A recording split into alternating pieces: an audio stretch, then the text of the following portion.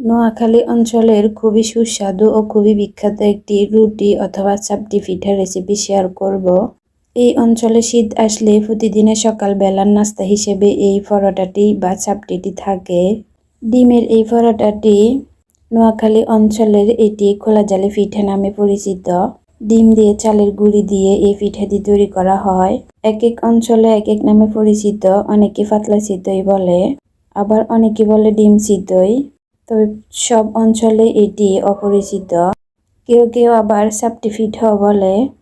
খোলা জালি পিঠাটি কাদের পরিচিত অবশ্য কমেন্ট করে জানাবেন, আর কাদের প্রিয় তাও কমেন্ট করে জানাবেন। শীত আসলে ধোঁয়া ওঠা গরম গরম এই পিঠাটি খেতে অনেক সুস্বাদু ও অনেক মজার লাগে। মাংস অথবা বাজির সাথে এটি খেতে ভীষণ মজার হয়। তো এনাফ টুডে গাইস, পরবর্তী নতুন রেসিপি নিয়ে আবার আসবো। সবাই ভালো থাকুন। আল্লাহ হাফেজ।